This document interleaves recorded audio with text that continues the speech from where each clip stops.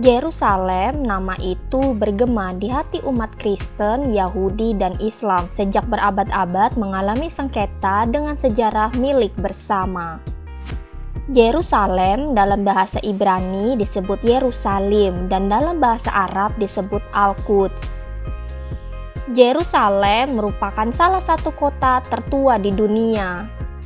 Di masa lalu, kota ini pernah berulang kali direbut, ditaklukkan, dihancurkan, dan dibangun kembali oleh berbagai pihak.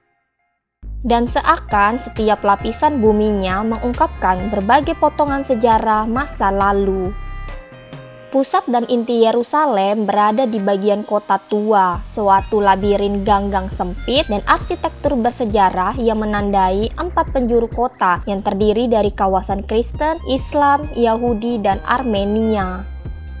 Kota itu dikelilingi oleh dinding batu berupa benteng tempat berdirinya sejumlah situs tersuci di dunia. Setiap kawasan mewakili populasi tersendiri. Orang-orang Kristen memiliki 2 kawasan karena orang-orang Armenia juga beragama Kristen.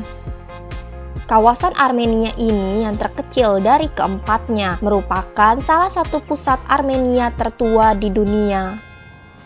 Hal ini sangat unik karena komunitas mereka telah mempertahankan budaya dan peradaban mereka sendiri di dalam gereja dan biara Saint James. Gereja. Di dalam kawasan Kristen terdapat gereja Makam Kudus, sebuah tempat ziarah penting para penganut orang Kristen di seluruh dunia. Tempat itu terletak di sebuah lokasi yang sangat penting dalam kisah Yesus tentang kematiannya, penyalibannya, dan kebangkitannya. Dalam kepercayaan tradisi Kristen pada umumnya, Yesus disalibkan di Bukit Golgota atau Bukit Kalvari dan makamnya terletak di dalam bangunan kuburan yang juga diyakini sebagai tempat kebangkitannya. Gereja Makam Kudus dikelola bersama oleh perwakilan aliran Kristen yang berbeda, terutama Patriarkat Ortodoks Yunani, kaum biarawan Fransiskan dari Gereja Katolik Roma, dan Patriarkat Armenia, serta kalangan Kristen Ortodoks Ethiopia, Koptik, dan Suriah.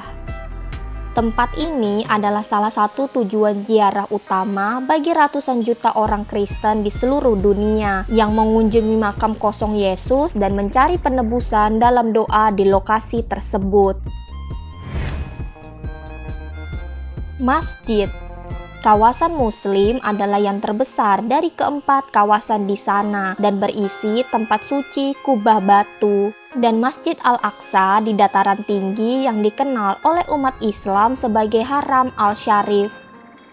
Masjid tersebut merupakan tempat tersuci ketiga dalam Islam yang dikelola oleh sebuah lembaga wakaf.